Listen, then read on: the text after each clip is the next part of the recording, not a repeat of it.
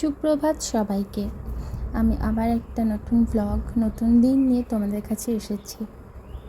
সকালে উঠে মানুষের কি মন চায় আমি কাজ করি, কিন্তু উপায় নেই, করতেই হবে। তাই আমিও করছি।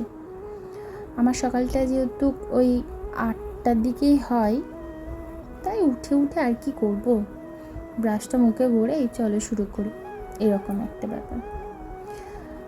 সকালে উঠে একদম মন ভালো থাকে না, বা মনটা ভালোও লাগে না, তাই জাস্ট মুখটা দেখছো কেমন হয়েছে, বুঝতেই পারছো। কি আর বলবো তোমাদেরকে, তোমরা তো সব কিছু জানোই।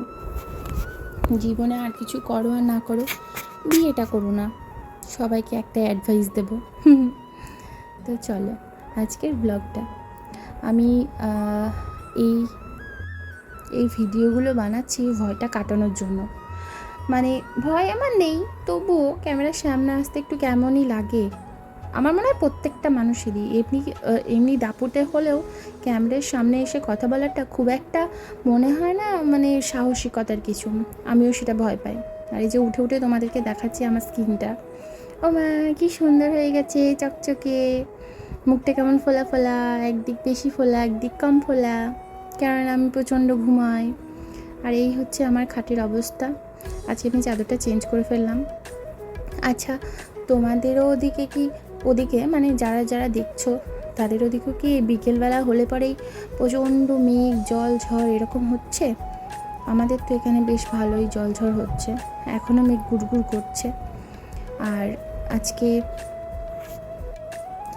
আমি কয়েকটা মানুষের আমার প্রতি ব্যবহার দেখে আচম্বিত, আর যারা বলে গম্ভীত, এইসব মানে আমি বুঝে পাচ্ছি না। তার সঙ্গে আমার বয়সের কোনো সম্পর্ক নেই, তার সঙ্গে আমার ব্যক্তিগত কোনো সম্পর্ক নেই, আছে হয়তো রিলেটিভ টাইপের কিছু একটা।